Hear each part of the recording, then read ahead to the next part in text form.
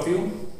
आज हम लोग लेक्चर नंबर 3 लेके आए जो है आवेश की विभिन्न स्थितियों पे गति। और इस टॉपिक के बेसिस के ऊपर आपको कुछ एग्जाम्पल और कुछ न्यूमेरिकल सोल्व करने हैं। जैसे कि एग्जाम्पल है 7.8, 7.9, 7.10 और 7.12। न्यूमेरिकल प्रॉब्लम है 7.7 और 7.12 आपके पास है। ये 6 क्वेश्चन आपको सोल्व करने हैं जो कि ऑलरेडी मेरे YouTube चैनल पे अपलोडेड है। तो आप YouTube पे जाएं, सर्च करें RBSc physics bye Suresh sir और वहां पे चैप्टर नंबर 7 के प्लेलिस्ट में जाए, वहां पे ये क्वेश्चन आपको सोल्व मिलेंगे। इस टॉपिक के जो PDF नोट्स हैं वो वीडियो के नीचे डिस्क्रिप्शन में एक लिंक गिवन है, उस लिंक पर क्लिक करके आप PDF फॉर्मेट में नोट्स डाउनलोड कर सकते हैं। और अगर आप चैनल पे नए हैं तो चैनल को लाइक और सब्सक्राइब जरूर करें। साथ ही अपने फ्रेंड सर्किल में इस चैनल को शेयर करें ताकि उनको भी 12th के सिलेबस का फायदा मिल सके। अब देखिए, ये इंपॉर्टेंट लेक्चर आपके पास होने वाला है क्योंकि इसमें हम लोग काफी सारी चीजें आपके पास कैलकुलेट करने वाले हैं। यहाँ पे मूल रूप से आवेश की 3 प्रकार की गतियों के बारे में हम लोग अध्ययन करेंगे। प्रथम जो गति है उसको हम बोलते हैं केस नंबर फर्स्ट। यदि आवेशित कण चुंबकीय क्षेत्र के समांतर गति करे तो क्या होगा। ध्यान दीजिए, ये एक समान चुंबकीय क्षेत्र है। क्या है बेटा? एक समान चुंबकीय क्षेत्र आपके पास है। इस चुंबकीय क्षेत्र का मान हमने कितना बता दिया बेटा? B। ये एक आवेशित कण कितना है? Q। ये आवेशित कण इस चुंबकीय क्षेत्र की दिशा में गति कर रहा है। कितने वेग से? v वेग से। तो बताओ, इस आवेशित कण की गति और इस चुंबकीय क्षेत्र की दिशा एक समान है। जब दोनों चीजें एक समान है तो हम बोलेंगे ये कैसी गति है? चुंबकीय क्षेत्र के समांतर गति है। जब समांतर गति होगी तो इस पे कुछ बल लगना चाहिए। उसी बल के मान की हमें क्या करनी है? गणना। देखो, आवेश जब गति करता है तो उसके लिए बल हम पहले ही ज्ञात कर चुके हैं। अगर आपने उस बल के मान की गणना नहीं सीखी तो लेक्चर नंबर 2 में जाए और उसको वहां पहले स्टडी करें। तो फोर्स कितना होता है बेटा? QBB sin थीटा आपके पास है। इतनी सी बात क्लियर है। यहां पे देखो थीटा क्या था? ये जो थीटा होता है वो होता है वेग व चुंबकीय क्षेत्र के मध्य का कोण। थीटा क्या है बेटा?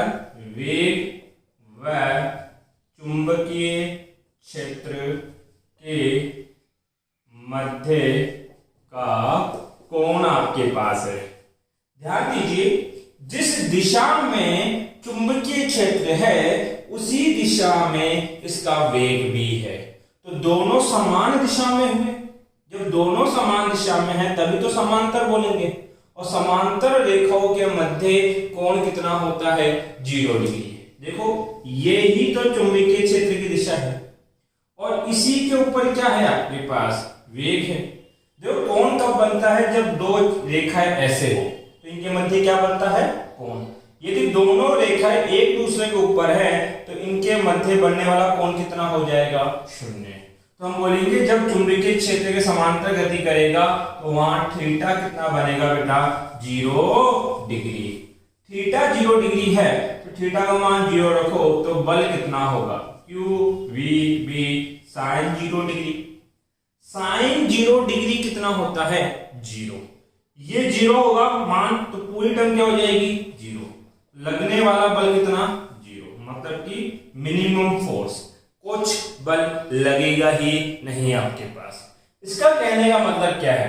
इसका मतलब है कि ये आवेश जब इस चुंबकीय क्षेत्र में गति करेगा तो ये चुंबकीय क्षेत्र इस आवेश पे कोई बल नहीं लगाएगा। अब देखो, ये आपके पास मार्कर है। ये मार्कर ऐसे सीधी गति कर रहा था, सीधी रेखा में क्या कर रहा था? गति। मैंने पकड़ के इसको इधर खींच लिया तो इस मार्कर की घूमने की दिशा बदल जाएगी। किसके कारण? बल लगने के कारण।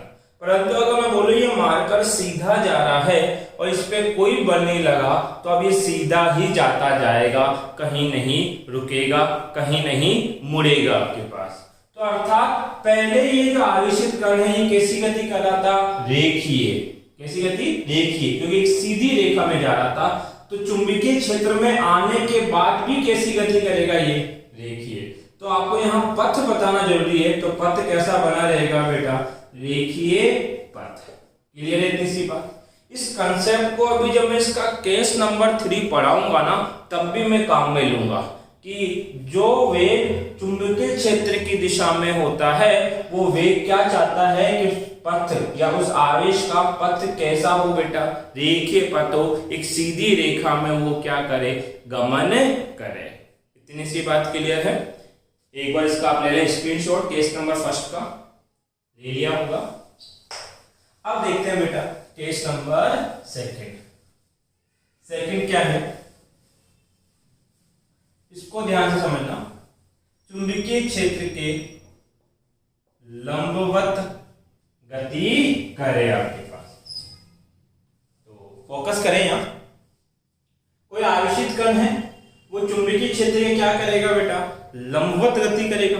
तब क्या होगा? अब चुंबकीय क्षेत्र की जब लंबवत गति की जाएगी तो वहां पे क्या लगेगा बेटा? चुंबकीय बल। और बल किस राशि है? सदिश। और इस सदिश राशि की दिशा निकालने के लिए हम लोग फ्लेमिंग लेफ्ट हैंड रूल काम में लेते हैं। आपके पास फ्लेमिंग के बाएं हाथ का नियम। तो ध्यान दें, फ्लेमिंग बाएं हाथ का नियम। ये नियम क्या कहता है? इसका इंट्रोडक्शन पहले भी दिया है, आप ध्यान दें आप लोग।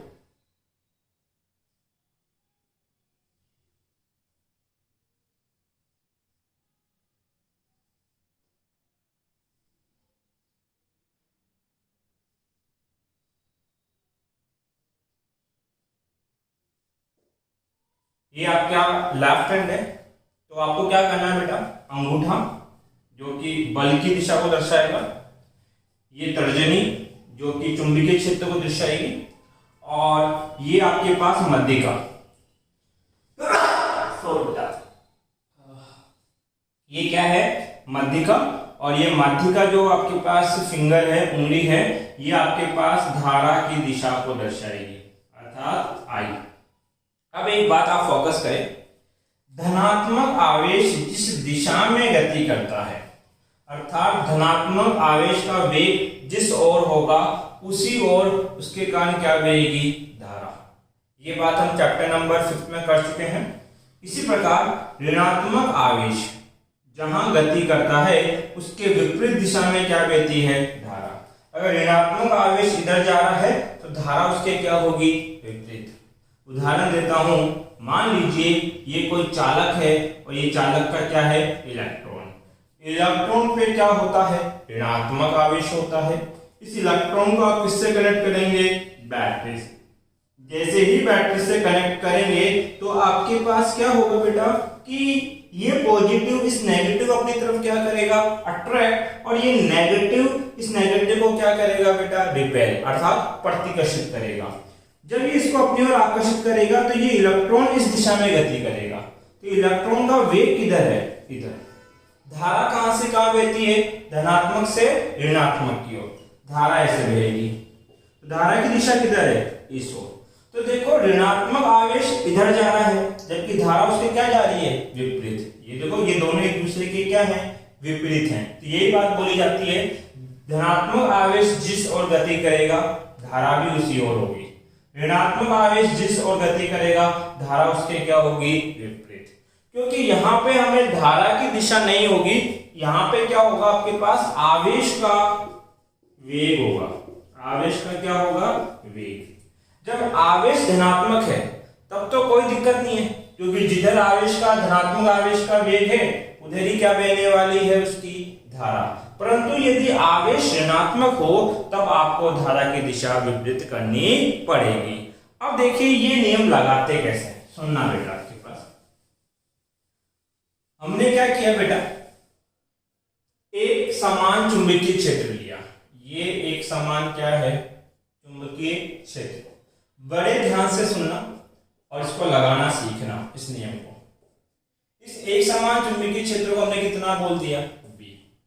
ये क्रॉस क्या दर्शाता है, क्रॉस ये दर्शाता है कि ये चुंबकीय क्षेत्र है, ये तल में लंबवत अंदर की ओर है, लंबवत अंदर की ओर है। अर्थात चुंबकीय क्षेत्र जो है वो इस तल के अंदर की ओर जा रहा है। आपको मैं एक एडवाइस देना चाहूंगा, जब ये नियम लगाओ तो कॉपी को नीचे मत रखना, कॉपी को कहां रखना, सामने। तो लगाना बड़ा क्या हो जाता है, आसान हो जाता है आपके लिए। हमने क्या किया बेटा, एक धनात्मक आवेश लिया, कितना, Q। इस धनात्मक आवेश का द्रव्यमान कितना है बेटा, M। और इस धनात्मक आवेश को इस लंबवत चुंबकीय क्षेत्र में 90 डिग्री के ऊपर एंटर करवाया। पहले कितने डिग्री के ऊपर अंदर भेज देते, 0 डिग्री के ऊपर, जब आवेश तल के क्या था, समांतर। पहला केस था जब थीटा कितना, 0। अब यहां थीटा कितना बनाना है, 90। देखो 90 कैसे, चुंबकीय क्षेत्र कहां है, अंदर की ओर, अंदर की ओर, और आवेश ऐसे जा रहा है। तो बताओ चुंबकीय क्षेत्र और आवेश एक दूसरे पे क्या है, 90 डिग्री। देखो ये चुंबकीय क्षेत्र इधर जा रहा है और ये आवेश नीचे से कहां जा रहा है, ऊपर की ओर। तो इन दोनों के मध्य कोण कितना बनेगा, 90 डिग्री। हो गया 90 डिग्री आपके पास। अब देखो जैसे ही आवेश यहां गति करेगा तो कितने वेग से गति कर रहा है, G। आवेश गति करेगा तो इसके ऊपर क्या लगेगा, बल। अब बल लगेगा तो बल 2 काम करता है। कितने काम करता है, 2। यदि बल गति की दिशा में लगता है तो उसकी गति को बढ़ा देगा, और यदि गति की दिशा में ना लगकर उसके किसी और दिशा में लगता है तो वो उसके चलने की दिशा को क्या कर देता है, परिवर्तित। उदाहरण देता हूं, आप साइकिल चला रहे हो, क्या चला रहे हो, साइकिल, और कोई दूसरा बंदा पीछे से आकर साइकिल को धक्का देता है। जिस दिशा में मान लो साइकिल इस दिशा में जा रही है और इसी दिशा में इसको धक्का दिया जाएगा तो आपकी साइकिल की गति बढ़ जाएगी। परंतु यदि क्या हो, आप साइकिल इधर चला रहे हो और किसी पहलवान ने आपका जो हैंडल है उसको पकड़ के अपनी ओर खींच लिया, तो आप सीधे जा पाओगे क्या, नहीं। आपको जिस ओर खींचा गया है आप उधर मुड़ जाओगे। तो देखो इस बार बल ने क्या किया, मोड़ने का काम किया, गति को बढ़ाने का काम नहीं किया। यहां पे क्या होगा कि जो बल लगेगा, चुंबकीय बल, वो इस आवेश की दिशा को परिवर्तित कर देगा। अभी आपके पास ये आवेश कहां जा रहा है, सीधा, ठीक है। तो इस पे चुंबकीय बल की दिशा बताओ किधर होगी। तो चुंबकीय बल की दिशा ज्ञात करने के लिए फ्लेमिंग के बाएं हाथ का नियम काम में लेते हैं, अर्थात फ्लेमिंग लेफ्ट हैंड रूल काम में लिया जाता है। तो हम क्या करेंगे बेटा, क्या करना है, अपना बायां हाथ लेना है, अर्थात लेफ्ट हैंड लेना है, और अंगूठी को, ये आपके पास तर्जनी और ये मध्यमा, इन तीनों को एक दूसरे के लंबवत रखना है। इस प्रकार से, कई बच्चे ऐसे रख देते हैं, ऐसे नहीं रखोगे, ऐसे लंबवत, जैसे यहाँ फिगर के अंदर बना रखा है आपके पास। अब ध्यान दीजिए कि सबसे पहले ये क्या है, चुंबकीय क्षेत्र B, ये किसको बताएगा, बल F, और ये है वेग, क्योंकि ये धनात्मक आवेश है तो जिधर धारा होगी उधर ही वेग बनेगा आपके पास, ठीक है। तो अभी मेरा नियम है FBI की जगह क्या, FBV, क्योंकि मैं किसकी बात कर रहा हूं बेटा, धनात्मक आवेश की बात कर रहा हूं। क्या करना, आपको बल निकालना है, तो ऐसा करो जो चीज फिक्स है, जिसकी दिशा फिक्स है, उसकी तरफ आप पहले फिंगर करो। तो जो चुंबकीय क्षेत्र है वो इस तल में क्या है, लंबवत अंदर की ओर। तो मेरा ये फिंगर कहां जाना चाहिए बेटा, अंदर। अब देखो इसको यहीं रखना है। क्या वेग इधर है क्या, नहीं, वेग कहां जा रहा है, ऊपर। तो ये इसको इधर रखते हैं, वेग कहां भेज दो, ऊपर। दो बातें सही होगी, चुंबकीय क्षेत्र अंदर है और वेग कहां है, ऊपर की ओर। बताओ अंगूठा किधर जा रहा है, सर अंगूठा किस दिशा में जा रहा है, अर्थात ये जो आवेश ऊपर जा रहा है इस पे चुंबकीय बल इस ओर लग रहा है, इधर खींच रहा है ये चुंबकीय बल। तो ये जब चुंबकीय बल इधर खींचेगा तो क्या ये आवेश सीधा जा पाएगा क्या? नहीं, ये इस दिशा में घूम जाएगा। ये घूम गया आपके पास। अब दूसरी बात देखो क्या है, जैसे ये इस दिशा में घूमा, आवेश इस दिशा में घूमा तो इसके वेग की दिशा बदल गई। पहले वेग कहां था? ऊपर, अब वेग किधर हो गया? इधर। यदि वेग की दिशा बदलेगी तो फिर से एक नया चुंबकीय बल उत्पन्न होगा, अर्थात उसकी एक नई दिशा होगी। वो दिशा हमें ज्ञात करनी है। तो फिर से देखो, इस वाले बिंदु पे देखना, चुंबकीय क्षेत्र किधर है? अंदर की ओर, और वेग किधर बनाना है? इस ओर। देखो ये चुंबकीय क्षेत्र को दर्शाता है, तो ये अंदर की ओर है और वेग इधर है। बताओ बल कहां लगना चाहता है? अंगूठा कहां बता रहा है? नीचे की ओर आपके पास बता रहा है। तो हम बोलेंगे अंगूठा नीचे की ओर, अर्थात चुंबकीय बल भी कहां लगेगा? नीचे की ओर लगेगा आपके पास। तो ये चीज इधर घूम रही थी, इसको नीचे खींचो, इसको कहां करो? नीचे खींचो, तो इसकी दिशा भी कहां हो जाएगी बेटा? नीचे। ठीक है। अब जैसे ही नीचे आया तो वेग की दिशा फिर बदल गई। पहले इधर जा रहा था, अब कहां जा रहा है बेटा? नीचे की ओर जा रहा है। तो फिर से हमें एक नए चुंबकीय बल की दिशा प्राप्त होगी। वो कैसे ज्ञात करोगे? चुंबकीय क्षेत्र किधर है? अंदर की ओर, अंदर की ओर। वेग कहां है? नीचे की ओर। भाई नीचे आना चाहता है तो बल किधर लगेगा? इस ओर। अर्थात ये जो अभी नीचे जा रहा था, अब ये बल इसको इधर खींचना चाहता है। ये खींचेगा और इसको जब खींचेगा तो ये ऐसे घूम जाएगा और फिर वापस कहां चला जाएगा? ऊपर। बताओ इसका ये पाथ कैसा बनेगा? वृत्ताकार। तो ये पथ कैसा हो जाएगा? वृत्तीय पथ। ध्यान देना इस बात पे। ये वृत्तीय पथ तभी संभव है जब ये जो आवेश है इस चुंबकीय क्षेत्र के लंबवत गति करे। कैसी गति करे? लंबवत। तो वृत्तीय पथ कब होगा? जब आवेश चुंबकीय क्षेत्र के लंबवत गति करे। अब देखो, अब आपकी डेरिवेशन स्टार्ट हो जाती है यहां से। अब क्या होगा? हमने क्या क्या माना? एक चुंबकीय क्षेत्र की तरह B, इसमें एक आवेश गति कर रहा है कितना? Q, जो तल के लंबवत कितने वेग से गति कर रहा है? V वेग से, जिसका द्रव्यमान कितना है? M। जब इस चुंबकीय क्षेत्र में लंबवत गति करता है तो इसका पथ कैसा हो जाता है? वृत्ताकार पथ हो जाता है आपके पास। ठीक है, ये वृत्ताकार पथ है। इस वर्ताकार पथ की कुछ क्या होगी बेटा? त्रिज्या। त्रिज्या है। तो आपको कुछ राशियों की यहाँ पे क्या करनी है बेटा? गणना करनी है।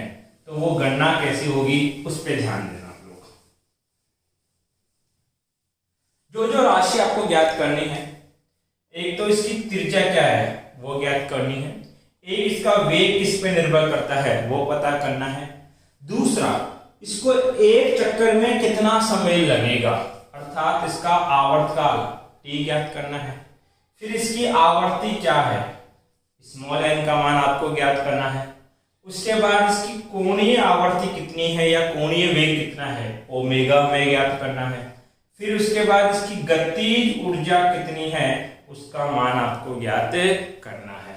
तो इन राशियों के मान की हमें गणना करनी है और उनकी डेरिवेशन है। अब एक कंसेप्ट बड़े ध्यान से सुनो मेरा, कोई भी वस्तु यदि वर्ताकार पथ पे घूम रही है तो उस पे जरूर अभिकेंद्रीय बल काम करेगा। कौन सा बल? अभिकेंद्रीय। हम बोलेंगे कौन सा बल काम कर रहा है? अभिकेंद्रीय बल काम करेगा। और एक चीज बता देता हूं, अभिकेंद्रीय बल कभी खुद से उत्पन्न नहीं होता, इसको कोई दूसरा बल होता है जो इसको उत्पन्न करता है। अर्थात मैं कहूं कि जब आप वर्ताकार सड़क पर मोटरसाइकिल चलाते हो या गाड़ी चलाते हो तो वहां पे जो घर्षण है वो अभिकेंद्रीय बल उत्पन्न करता है। क्या उत्पन्न करता है? अभिकेंद्रीय बल। जब आप डोरी पे पत्थर बांध के उसको घुमाते हो तो जो डोरी का तनाव है वो आपके पास अभिकेंद्रीय बल क्या करता है? उत्पन्न करता है। इसी प्रकार से जब आप आवेश को एक वर्ताकार पथ में घुमा रहे हो, कौन से पथ पर? वर्ताकार पथ पे घुमा रहे हो, तो अभिकेंद्रीय बल तो है लेकिन इसको उत्पन्न कौन कर रहा है? तो बताओ, जब इधर था तब कुछ चुंबकीय बल था, जब ये इधर आया तो चुंबकीय बल की दिशा बदल गई, फिर यहां आया तो फिर से चुंबकीय बल की दिशा बदल गई। अर्थात चुंबकीय बल ही है जो इसको वर्ताकार पथ पर लेके जाता है। तो यहाँ अभिकेंद्रीय बल बराबर होगा किसके? चुंबकीय बल के। अर्थात अभिकेंद्रीय बल को उत्पन्न करने वाला कारक यहाँ कौन है? चुंबकीय बल आपका कारक है। अब अभिकेंद्रीय बल आपने पढ़ा है कितना होता है? mv² बट्टा r, त्रिज्या के पास। और चुंबकीय बल आपने पढ़ा, चुंबकीय बल का मान आपने पढ़ा F बराबर कितना होता है? qvb sine theta. परंतु आप कितने डिग्री पे एंटर कर रहे हो? 90 डिग्री के ऊपर, इसलिए साइन थीटा की जगह क्या रखोगे? साइन 90। ये साइन 90, साइन 90 का मान कितना होता है? 1। तो बताइए बल कितना हो जाएगा? QVB।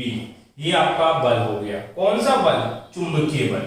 तो चुंबकीय बल का मान कितना है? QVB।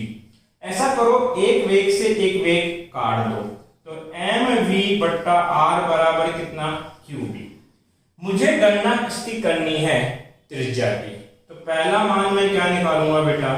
त्रिज्या, स्मॉल r। इस समीकरण से देखो r बराबर क्या लिख सकता हूं? r को उधर भेज दो और QB को नीचे ले आओ, तो ये हो जाएगा mv बट्टा QB। बात क्लियर है? अब आपने पढ़ा है द्रव्यमान गुणा वेग क्या होता है? संवेग। द्रव्यमान गुणा वेग क्या होता है? संवेग। तो आपने पढ़ा है संवेग, और संवेग को हम रिप्रेजेंट करते हैं P से।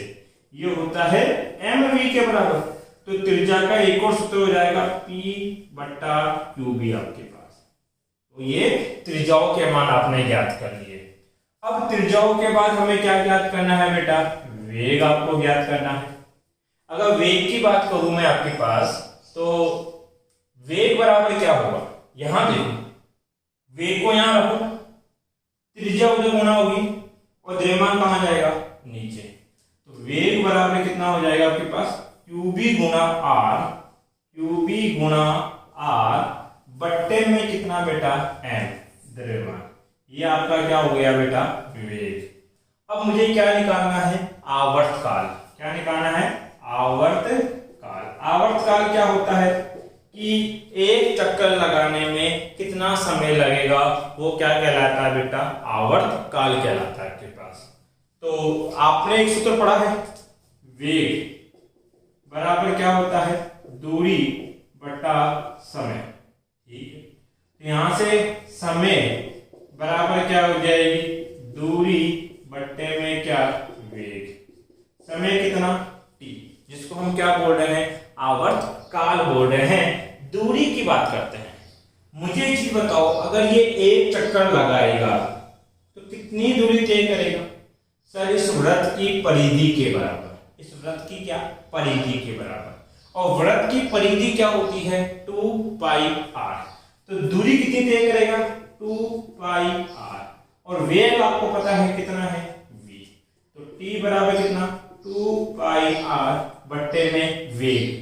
वेग का मान कितना है? QBr बट्टा m। QBr बट्टे में जो भी है वो ऊपर चला जाएगा, r से r कट गया, तो आवर्त काल का सूत्र हो गया 2 पाई m बट्टे में QB। ये किसका मान है? आवर्त काल का। एक बार यहां तक का आप स्क्रीनशॉट ले लें, फिर मैं मिटा देता हूं इसको। आगे ले लिया। अब ध्यान दो, हमें जो अगली बात याद करनी है वो क्या है?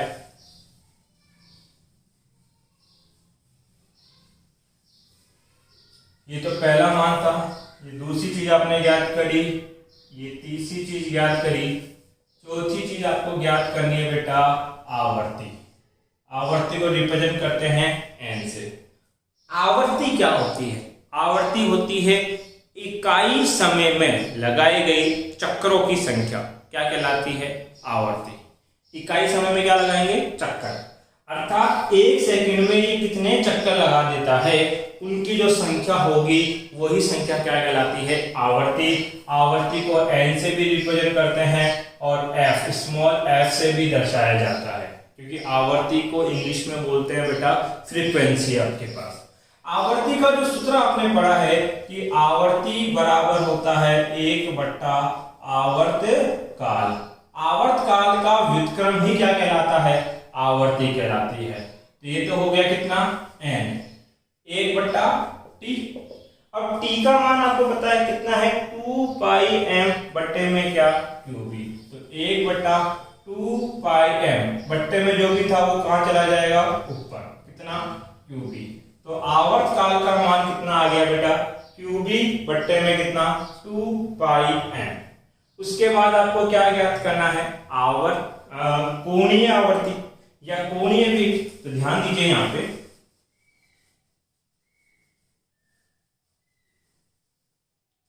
पांचवा कोणीय आवर्ती बोलो या इसको कोणीय वेग बोलो। किससे दर्शाते हैं? ओमेगा। ओमेगा बराबर होता है 2πn। ये जितने भी सूत्र मैं काम में ले रहा हूं डायरेक्ट कि आवर्ती बराबर 1/, आवर्त काल, ओमेगा बराबर 2πn आपके पास, ये सारी चीजें 11th पे हम लोग पढ़ के आए हैं, जहाँ पे हमने रोटेशनल वाला चैप्टर पढ़ा था आपके पास, चैप्टर नंबर 7। उसके अंदर सब चीजें ड्राइव हैं आपके पास। तो यहाँ तो डायरेक्ट यूज कर रहा हूँ ओमेगा बराबर 2πn। Omega as it is 2π। n का मान कितना है? n का मान है qb बट्टे में 2πm। 2π से 2π कट जाएगा तो ओमेगा बराबर कितना आ जाएगा? qb बट्टा m। बात क्लियर है? और अंतिम मान जो हमें ज्ञात करना है वो क्या है? गतिज ऊर्जा। तो अब ज्ञात करेंगे बेटा क्या? गतिज ऊर्जा। गतिज ऊर्जा क्या कहती है आपके पास? आज बहुत ज्यादा गर्मी है, पसीने आ रहे हैं बहुत ज्यादा। हाँ बताओ, गतिज ऊर्जा का सूत्र कितना था? 1/2 mv²। 1/2 तो एज इट इज, द्रव्यमान m एज इट इज। वेग का क्या करना है? स्क्वायर। वेग का मान कितना है? qb/r बट्टे में क्या? m। स्क्वायर करके लिखो तो q² b² r² बट्टे में कितना बेटा? m²।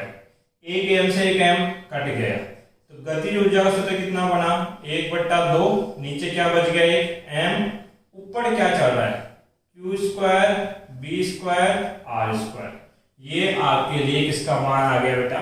गतिज ऊर्जा का मान आ गया। तो ये हमने पढ़ा केस नंबर 2। एक बार आप इसका स्क्रीनशॉट ले लें और कॉपी में उतार लें, फिर पढ़ेंगे हम लोग बेटा केस नंबर 3। कॉपी कर लिया होगा। अब इसका अंतिम केस हम लोग पढ़ रहे हैं, केस नंबर 3। देखो बेटा, पहले केस में आपने आवेश को कितने कोण पे एंटर करवाया? 0 डिग्री पे। ये जो दूसरा केस पढ़ा इसमें आपने इसको कितने कोण पे एंटर करवाया? 90 डिग्री पे।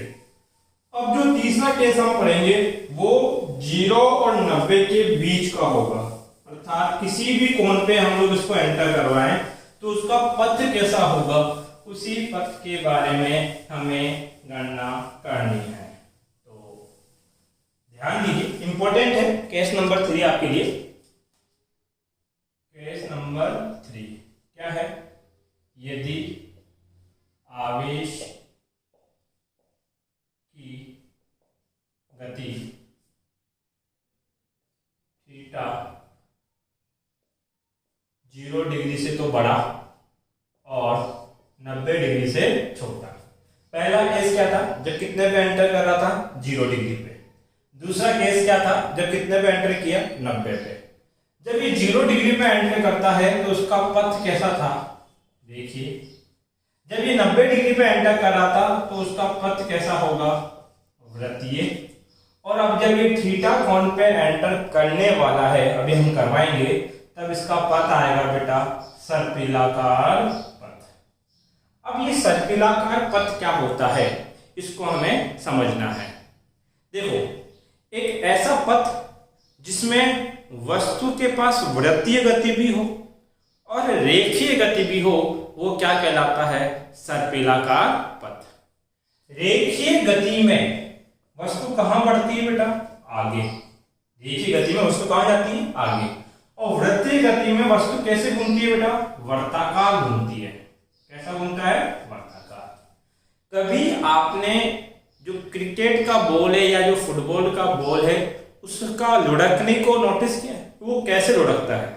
ये मान लीजिए फुटबॉल का बॉल है, तो ये गोल है, अब ये लुढ़क के यहां से यहां जाएगा, कैसे जाएगा, ये ऐसे गोल घूमेगा, घूम रहा है, ये गोल घूम रहा है, गोल घूमते हुए ये आगे बढ़ेगा, गोल घूमते हुए क्या बढ़ेगा बेटा, आगे। तो देखो आगे जा रहा है तो कौन सी गति है, रेखीय। गोल घूम रहा है तो कौन सी गति है बेटा, वृत्तीय आपके पास। अब इन दोनों को मिलाकर जो गति बोली जाती है उस गति को क्या बोलते हैं बेटा, सर्पिलाकार। बॉल का मोशन देखना, बॉल ऐसे जा रही है, ऐसे, ये बॉल ऐसे जा रही है, ये जो गति बना रहा हूं ये गति, तो ये गति कैसी होगी, ऐसी ऐसी। इस गति को हम क्या बोलते हैं बेटा, सर्पिलाकार गति बोलते हैं। अब देखो ये गति हमें कब प्राप्त होगी, हमने क्या लिया, एक समान चुंबकीय क्षेत्र लिया, एक समान क्या लिया, चुंबकीय क्षेत्र, कितना, B। इस एक समान चुंबकीय क्षेत्र में क्या ले लिया बेटा, आवेश, क्या ले लिया, आवेश। ये आवेश v वेग से थीटा कोण पे गति कर रहा है। भाई इस बार चुंबकीय क्षेत्र साथ कितने कोण पे गति करेगा, थीटा पे, क्योंकि 0 पे गति करवा चुके हैं, 90 डिग्री पे गति करवा चुके हैं, अब तो किसी थीटा कोण पे गति करवानी है, तो कितने कोण पे गति कर रहा है, थीटा। जब ये थीटा कोण पे गति करेगा तो इस वेग के कुल कितने घटक होंगे, 2। वेग का ये घटक क्या कहलाएगा, v cos थीटा, और ये घटक क्या कहलाएगा, v sin थीटा के पास।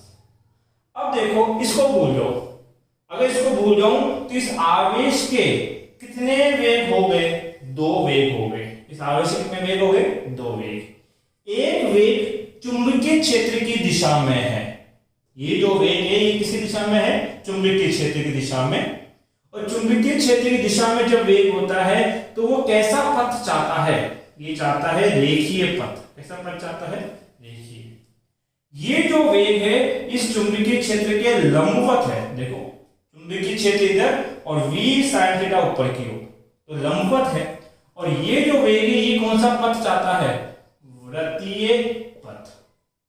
अर्थात इस आवेश पे कुल कितने पथ का बल काम करेगा, 2। एक तो चाहता है भैया सीधा चल, रेखीय पथ पे चल, और दूसरा क्या चाहता है कि भैया कौन से पे चल, वृत्तीय पथ पे चल। तो ये आवेश इन दोनों को नाराज नहीं कर सकता।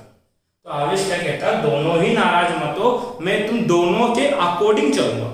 अब वो कैसे चलता है कि वो वृत्त पे घूमता हुआ आगे बढ़ता है, आगे बढ़ा तो किस पथ की पालना कर ली, रेखीय पथ पे, और वृत्त पे घूम रहा है इसलिए कौन सा पथ बन जाएगा, वृत्तीय। तो ये वृत्त पे घूमा और आगे, ये वृत्त पे घूमा और आगे, ये वृत्त पे घूमा और आगे। जैसे उदाहरण देता हूं, आपने स्प्रिंग देखी है, स्प्रिंग, उस स्प्रिंग के अंदर खुद को इमेजिन करो। ऐसा मानो कि आप स्प्रिंग के अंदर बैठे हो और आपको उस स्प्रिंग पे चलना पड़े, तो आपको क्या फील होगा कि आप वृत्त पे भी चल रहे हो और आगे भी जा रहे हो, वृत्त पे भी चल रहे हो और आगे भी जा रहे हो। तो वो जो पथ है वो क्या कहलाता है, सर्पिलाकार पथ। तो इस पथ को क्या नाम देंगे बेटा, सर्पिलाकार पथ। अब यहां अगर मैं रेखीय वेग की बात करूं, कौन सा वेग, रेखीय वेग, जो कि x के अंदर है उसका मान कितना है, v cos थीटा। अगर मैं इसके वृत्तीय वेग की बात करूं जिसको मैं vy लिखूंगा क्योंकि ये y दिशा में है, वो कितना है, v sin थीटा। अब इस केस में हमें गणना क्या क्या करनी है, देखो ध्यान देना। हमें क्या वृत्तीय पथ मिलेगा क्या, हाँ सर मिलेगा। अगर वृत्तीय पथ मिलेगा तो उस वृत्त की क्या होगी, त्रिज्या।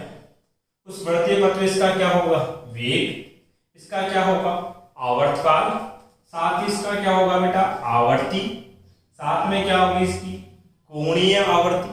ठीक है, एक तो ये सारे मान हमें ज्ञात करना है, और यहाँ पे एक नई चीज ज्ञात करनी है, वो है चूड़ी अंतराल। ये समझाएंगे अभी क्या होता है, जिसको P या X से दर्शाया जाता है।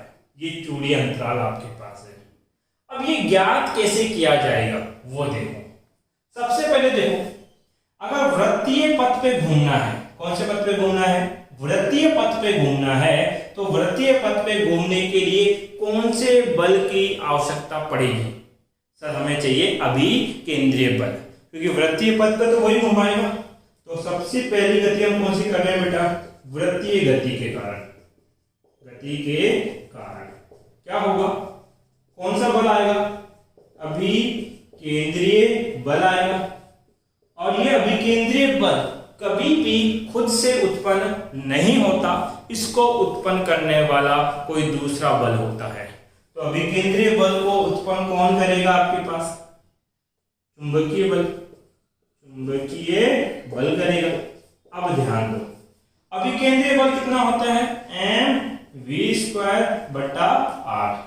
वेग कौन सा लेंगे? जो वृत्तीय वेग बनाएगा। और वृत्तीय वेग कौन से अक्ष में? y। इसलिए इसको लिखना है बेटा vy² इक्वल टू चुंबकीय बल।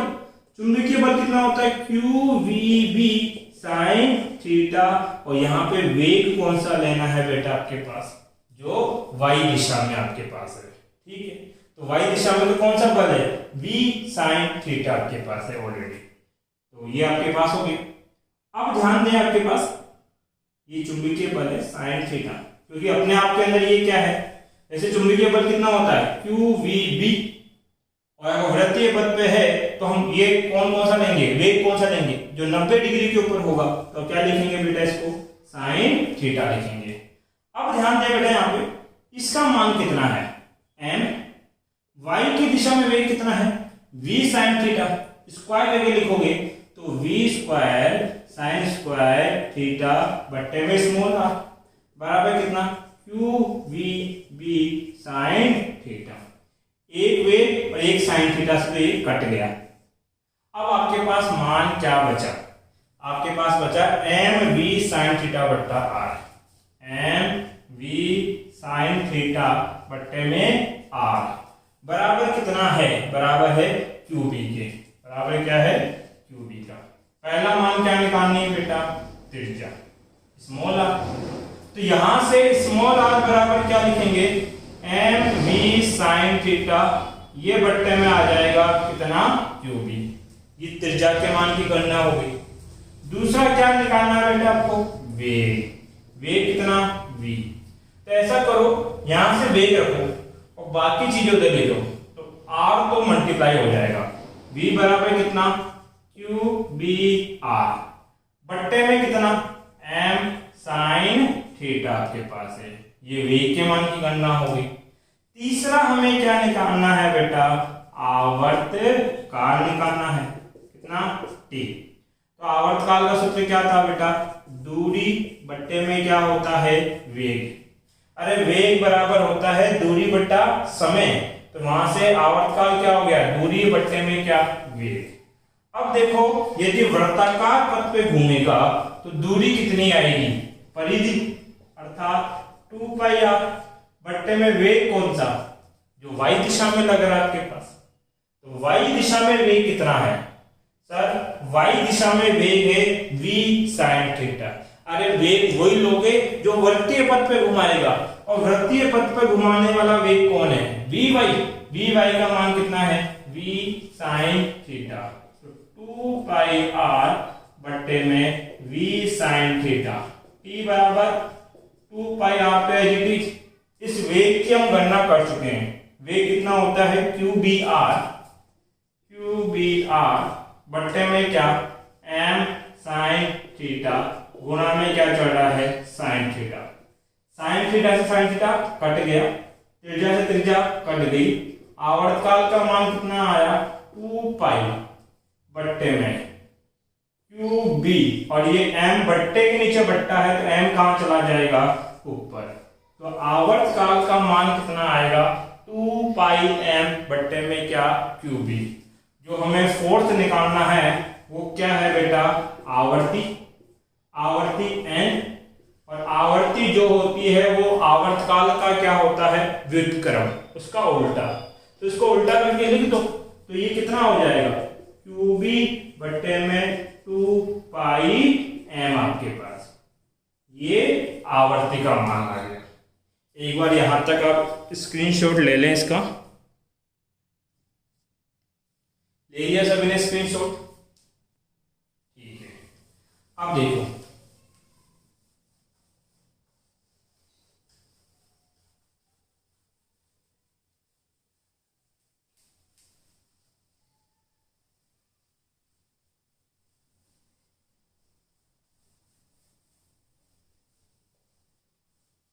ध्यान दीजिए, हम आवर्तकाल निकाल चुके हैं, आवर्ती निकाल चुके हैं। अब हमें क्या निकालनी है बेटा?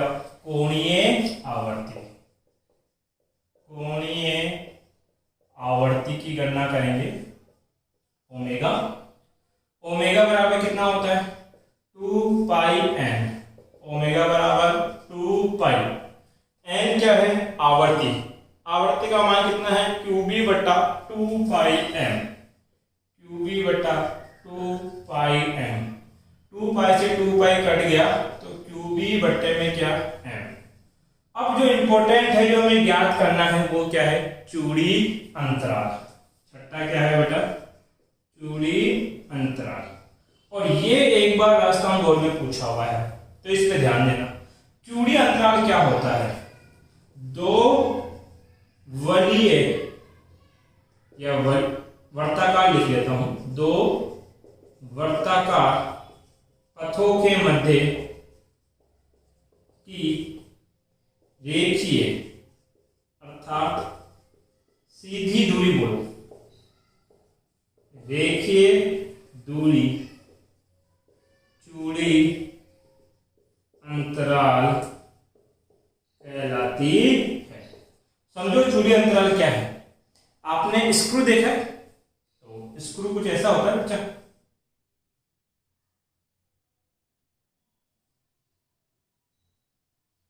ठीक।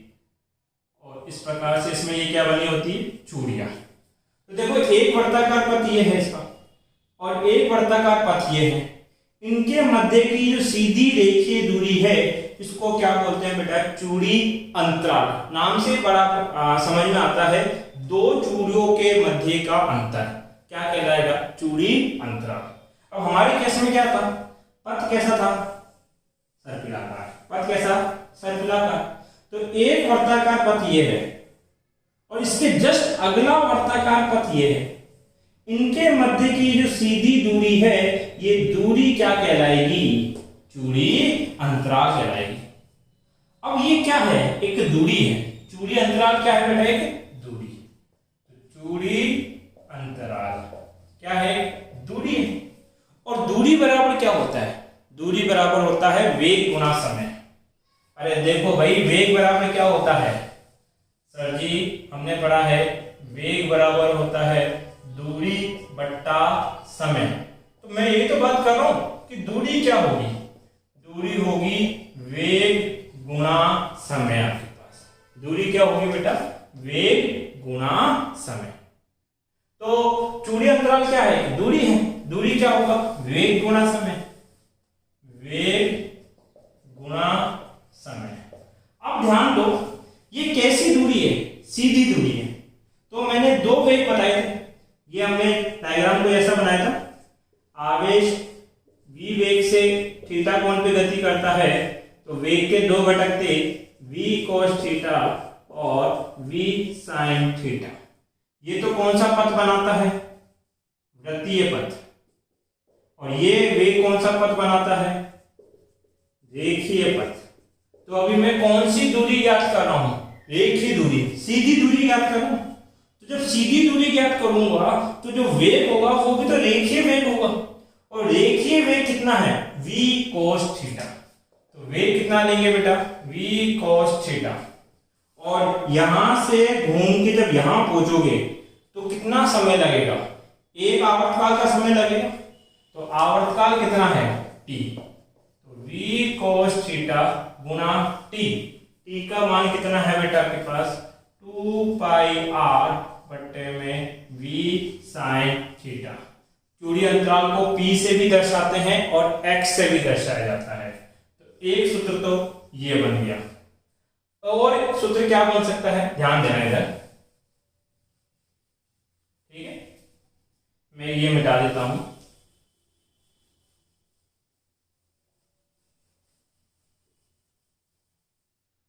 केस क्या बनेगा, यहाँ फोकस करना, वो इंपॉर्टेंट है वो सूत्र।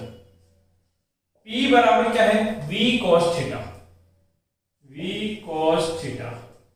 इसको यहां पे मैं क्या कर रहा हूं, साइन थीटा से मल्टीप्लाई और साइन थीटा से डिवाइड, तो कोई फर्क नहीं पड़ेगा, साइन थीटा बट्टे में क्या, साइन थीटा, और साथ में क्या चल रहा है, 2 पाई r, मैंने गलत लिख दिया शायद,